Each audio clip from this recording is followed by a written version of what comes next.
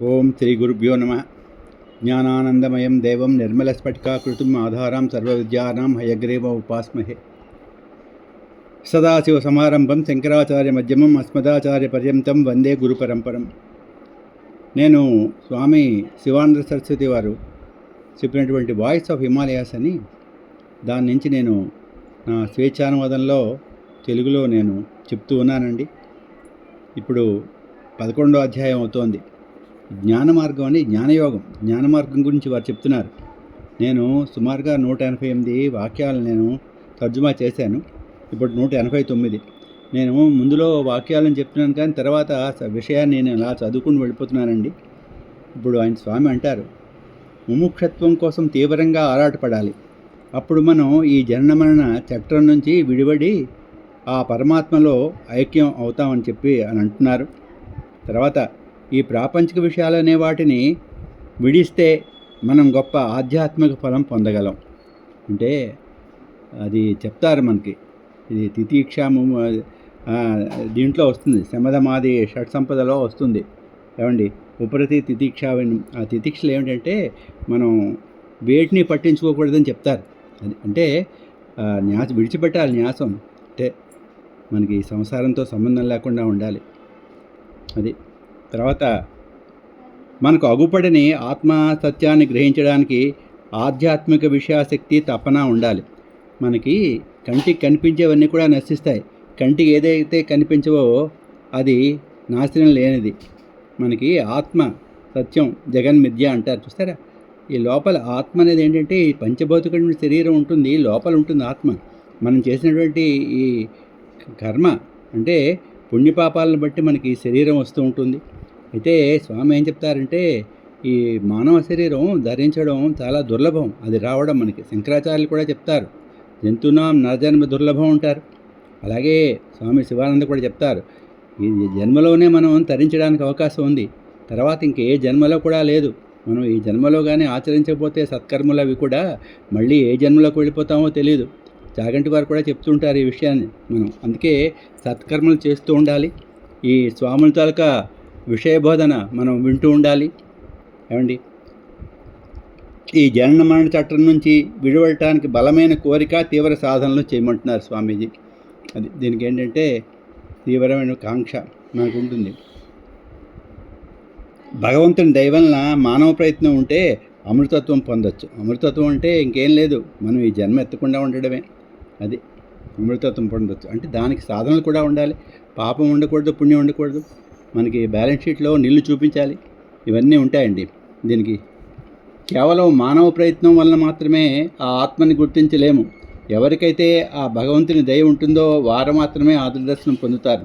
దీనికి భక్తి కూడా ఉండాలి. మనిషి కేవలం ఏదో శాస్త్రాలు చదివి అంత మాత్రాన వీలవదు. మనకి గురుబోధ, గురువు కూడా ఉండాలి, సరైనటువంటి గురువు ఏది సత్యం ఏది సత్యం అని అని చెప్తారు. నిత్యానస్తు వివేచన అవి కూడా గురువు దగ్గరికి వెళ్ళాలి. ఆధ్యాత్మిక విద్య అది అహంభావాన్ని పెంచుకుని తన పతనాన్ని తనే పొందుతాడు. ఇక్కడ ఈ ఆధ్యాత్మిక విద్య అంటే నాకు అన్నీ తెలుసు అంటే ఎప్పుడైతే అహంకారం వస్తుందో పతనం ప్రారంభమవుతున్నట్టున్నారు స్వామీజీ. అయితే దీనికి ఏంటంటే ముందు అదే విద్యార్థి భక్తితత్వాన్ని కూడా ఆధ్యాత్మికతోటి తను జోడించుకుంటే అతను ప్రమాదరహితమైనటువంటి దాన్ని మార్గాన్ని విడి ఆధ్యాత్మిక మార్గంలో చాలా ఉన్నతిని పొందుతాడని చెప్తున్నారు. ఎందుకంటే మనిషి అనుకుంటారు ఇప్పుడప్పుడు నాకు ధనం ఉంది, నాకేమో కార్లు మేడలు ఉన్నాయి, నేను గొప్ప విద్యావేత్తని, నాకు గొప్ప ఆధ్యాత్మిక సంపద ఉంది, నేను గొప్ప కవిని. ఇలా మనిషి రకరకాలుగా గర్వాన్ని పొందుతూ ఉంటాడు. అది ఉండకూడదు. దానికి ఏంటంటే స్వామి చెప్తారు, దానికి కొంచెం భక్తిని జోడించుకోవాలి. భగవద్భక్తి అంటే అంతా కూడా అతనే కరుణే కదండి. ఈ జన్మ మనం పొందడానికి కారణం కూడా ఏమండి మనకి తల్లి. అదే అందుకే తల్లి, తండ్రి, గురువు, ఏమండి అతిథి, వీళ్ళందరినీ కూడా మనం ఆదరించాలి. ఎప్పుడు గుర్తుపెట్టుకోవాలి.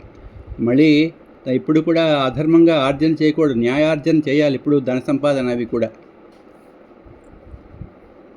తర్వాత భక్తి, జ్ఞానం, కర్మ ఇవి సాధకుని భగవంతుని గుర్తించే దిశగా తీసుకుని వెళ్తాయని చెప్తున్నారు స్వామి. పవిత్రత, ఆత్మనిగ్రహం, నిస్వార్థ సేవ, దయ, వినయం, ధైర్యం ఇవి బ్రహ్మజ్ఞానం పొందడానికి సహకారులుగా ఉంటాయి, సహాయం చేస్తాయని చెప్తున్నారు. మనం పవిత్రంగా ఉండాలి. పవిత్రంగా అంటే అదే మనం తినే ఆహారం దగ్గర నుంచి కూడా మనం తిరిగేటువంటి సంఘం, ఆహార విహారాలు రెండు కూడా కావాలి మనకి. ప్రతిదానికి కోపం అది ఉండకూడదు, శాంతియుతంగా ఉండాలి. మనం సేవా దృక్పథంతో వీలైతే సేవ చేయాలి అందరికీ. అది దయ ఉండాలి, వినయం ఉండాలి, మనం పెద్దల ఏడల భయం భక్తి ఉండాలి, దేనికి కూడా భయపడకూడదు. ఇవి మనం బ్రహ్మజ్ఞానం పొందడానికి ఉపకరిస్తాయని స్వామి చెప్తున్నారు. మనకి ఇంకోటి ఉత్సాహం, పట్టుదల, ప్రయత్నం, భక్తి అనేవి చాలా ముఖ్యమైనటువంటి పాత్ర ఈ జ్ఞాన సముపార్జనలో. మనం జ్ఞానం పొందడానికి ఈ భక్తి, ఉత్సాహం ఉండాలి, పట్టుదల ఉండాలి, ఎప్పుడూ నీరసం అయిపోకూడదు. అంటే ఒక విషయం అర్థం అవ్వకపోతే ఈ వేదాంత విషయం జటిలంగా ఉంటుంది, చెప్పినవే చెప్తూ ఉంటారు. అందుకే ఆ గురువు దగ్గరికి వెళ్ళాలి సరైనది. ఆ గురువు చెప్పినటువంటి మార్గాల్లో మనం ప్రయాణం చేయాలి. అప్పుడు మనకు తప్పకుండా ఈ జ్ఞానం మనం పొందగలం.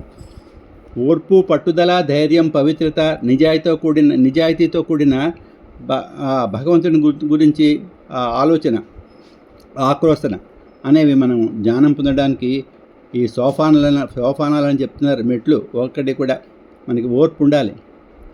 ఎవరి మనసు అయితే శాంతియుతంగా ఉంటుందో, ఈ ముందు వాక్యాల్లో చెప్పారు కదండి, ఓర్పు, పట్టుదల అని చెప్పిన 4 గుణాలు ఎవరిలో ఉంటాయో, ఎవరిలో అయితే లోపాలు, అపవర్తిత ఉండదో అట్టివారు సహజ సిద్ధంగానే ధ్యానం ద్వారా ఆత్మదర్శనం పొందగలరు. అది చెప్తున్నారు. అంటే ఎప్పుడు కూడా శాంతియుతంగా ఉండేవాడు, పట్టుదల, ముముక్షత్వం కోసం సాధన చేయాలనేటువంటి మనసులో ఉండేవాడు, ధైర్యం ఉండేవాడు, ఎప్పుడు నిజాయితీతో ఉండేవాడు, అధర్మం లేకుండా ధర్మయుతంగా ధన సముపార్జన చేసి కుటుంబాన్ని పోషించుకునేవాడు, వాడు స్వసిద్ధంగా అంటే గురువు ఉపదేశం ఉండాలి, ఆయన సహజంగానే ఆత్మదర్శనం పొందుతారని స్వామీజీ చెప్తున్నారు. ఎవరైతే వైరాగ్యము, వివక్షత అంటే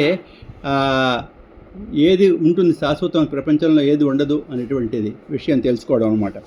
ఆత్మనిగ్రహం, భక్తి కలిగి సాధి పుంగవులు, యోగులు సమక్షంలో వారితో కలిసి ఎవరైతే ఉంటారో వారేమో ఈ మాయని సులభంగా దాటి అనంతమైనటువంటి ఆనందాన్ని పొందుతారని స్వామీజీ చెప్తున్నారు. భక్తి, వైరాగ్యము, వివక్షత, అనంత ధ్యానము వలన ఆత్మజ్ఞానము పొందగలవు.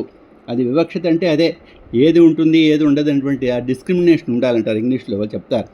ఆత్మదర్శనము తీవ్రమైనచో ఆత్మదర్శనము తీవ్రమైన మనోసాధనతో పొందగలవు. అది మనోసాధన అంటే తీవ్రం అంటే మనం అది పొద్దున్నే లేవడం, ఒక క్రమపద్ధతిలో యోగం, ప్రాణాయామం అది సాధన చేయడం, ఏమంటే భగవత్ పూజ, భగవంతుని గురించి నిరంతర ఆలోచనలు అలా ఉంటే మనకి ఆత్మదర్శనం మనం పొందగలమంటున్నారు. ఏదైనా ఖచ్చితంగా గురువు మాత్రం ఉండాలి మనకి. కేవలం తర్కము వలన వేదాంత తత్వాన్ని, సత్యాన్ని గ్రహించలేమంటున్నారు. ఇప్పుడు తర్కం అంటే అది ఈ ప్రపంచంలో మనకి అతీంద్రియ శక్తులు అంటారు చూస్తారా, కేవలం ఏంటంటే ఈ ప్రయోగాలు వాడుతూ ఉంటారు ల్యాబ్లో, ఇదైతే అది 2 4 అలా. ఈ వేదాంతంలో ఈ తర్కం వల్ల మనం వేదాంతత్వాన్ని మనం గ్రహించలేమండి. భగవంతుడు నిర్ణయం చేయలేవు. దానికి ఎన్నో సాధనలు ఇప్పుడు చెప్పారు. ఇవన్నీ కూడా జ్ఞాన మార్గంలో ఎంతో పొందవలసి ఉంటుంది.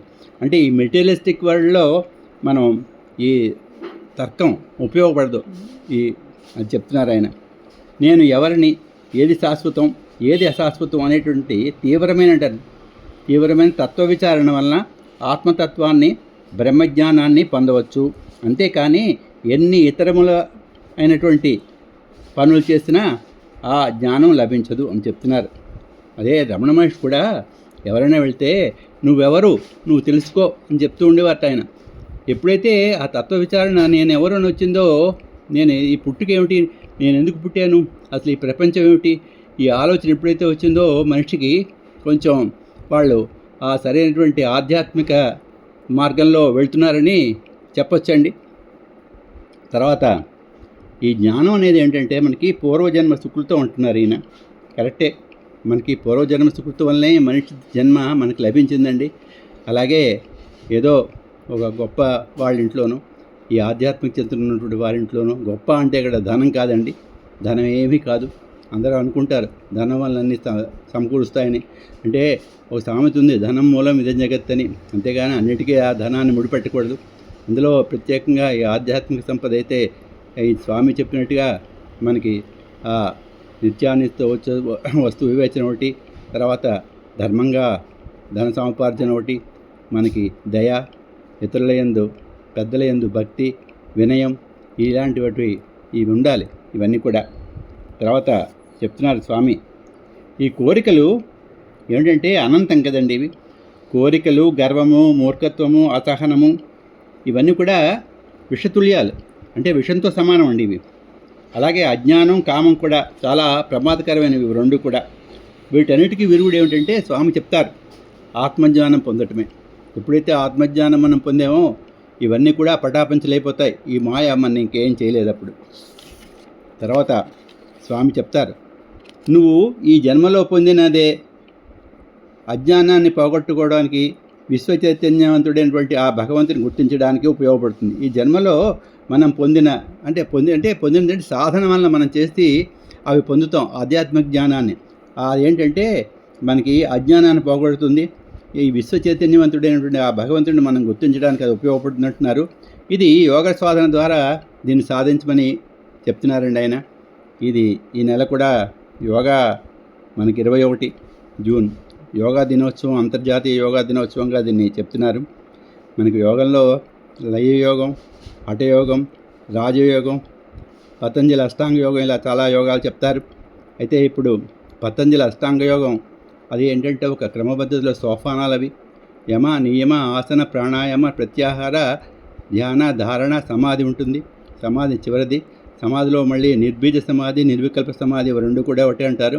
ఆ నిర్వికల్ప సమాధి అంటే అదే స్థితిలో అలా ఉండిపోవడం చాలా గొప్ప విషయం.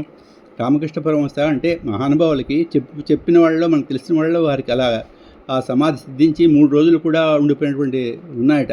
అలా ఉండిపోయేవారట సమాధిలో. అంటే ఇలాంటి వాళ్ళు హిమాలయాస్లో ఇంకా అనేక మంది యోగులు ఉండొచ్చండి. వాళ్ళు కొంతమంది చెప్తారు 1000 సంవత్సరాలు, 2000 సంవత్సరాలు జీవించిన వాళ్ళు ఉంటారు. ఆ లహరి మహాశయ గురువుగారు అవతార్ బాబా అంటారు. వాళ్ళది లహరి మహాశయ ఎంతో గొప్ప కాశీలో ఉన్నటువంటి వారు. ఆయన ఎన్నో మహిమలు చూపించారు ఆయన కూడా. ఏమండి దీని గురించి ఆటోబయోగ్రఫీ ఆఫ్ యోగి అని చెప్పేసి స్వామి యోగానంద ఆయన బుక్లో మనకి చాలా విషయాలు తెలుస్తాయి యోగుల గురించి. అది తర్వాత శాంతి, ఆనందము, ఆనందతత్వము, అమృతత్వముకు మార్గం ఏమిటంటే ఒక జ్ఞానం మాత్రమే. ఇవి సంపాదించాలంటే శాంతి, ఆనందం, అంటే భగవంతుడు అనంతత్వం కదా, అనంతుడు అతను. అచేత ఇవి సాధించాలంటే మాత్రం మనం జ్ఞానం పొందాలి. దీనివల్ల మాత్రమే మనం అది పొందగలం. ప్రపంచాన్ని ఎండమావులలా చూడు. అంటే మనకి ఎండమావులు అంటే ఏమిటవుతుందంటే మనకి చూడండి, ఎక్కడికైనా వెళ్తున్నప్పుడు అదేదో దూరంగా నీరున్నట్టుగా అనిపిస్తుంది. తీరా దగ్గరికి వెళ్ళి చూసిన తర్వాత అక్కడ నీరుండదు. అది ఎండమావు అంటారు దాన్ని. ఈ ప్రపంచాన్ని మనం ఎండమావులా చూడాలి. ఎందుకు అన్నారంటే ఈ ప్రపంచంలో తర్కం చేయగా ఏమీ శాశ్వతమైంది కాదు, నిజమైంది కాదు అని మనకు తేలుతుంది. అందుకే ఎండమావులు ఆయన సరిపోల్చారు దీన్ని ఒక్కసారి మెరిసే మెరుపులా చూడు. ఆకాశంలో మెరుపు శాశ్వతం కాదు, ఒక్కసారి మెరిచి మాయమైపోతుంది. అలాగే ఇది కూడాను. అందుకే జీవితం కూడా క్షణభంగురం అంటారు. ఇది ఒక బుడగలాంటిది, ఎప్పుడు పోతుందో తెలియదు. అంచేత మనం జాగ్రత్త పడి ఈ ఆధ్యాత్మికత అంటే మనం సఫలీకృతం చేసుకోవాలి ఈ మానవ జన్మని. అది స్వామివారు ముఖ్య ఉద్దేశం. ఈ వాయిస్ ఆఫ్ హిమాలయాస్లో చెప్పిందంతా కూడా అదే చెప్తుంటారు. చెప్పిందే చెప్పి స్వామి అది ఏంటంటే మనలాంటి వారి కోసం. వారికి అక్కర్లేదు, వారు ఎప్పుడో అద్భుతమైన సాధన చేసి మహాయోగి మహారాజు ఆయన. మెరుపుల అది శాశ్వతం కాదు. అప్పుడు మాయ నీ ధరికి కాదు. అప్పుడు మరణం అనేది ఏం లేదు. మరణం అనేది ఎప్పుడైతే నువ్వు బ్రహ్మజ్ఞానం అయిపోయావో, మీరు ఆత్మదర్శనం చేసేవో, మరి ఇంకా నీకు జన్మ ఉండదు. అది ఎప్పుడైతే నిరంతరం ఆత్మ గురించి విచారణ చేస్తూ ఉంటావో అప్పుడు ఈ ప్రపంచం నీకు ఒక కళలా ఆగుపిస్తుంది అంటున్నారు స్వామీజీ. అది మనం ఎప్పుడు కూడా ఆధ్యాత్మిక చింతనలో ఉంటే ఇది ఒక కళ. అంటే ఇది కళ మనకి అబద్ధం అని తెలుసు కదండి.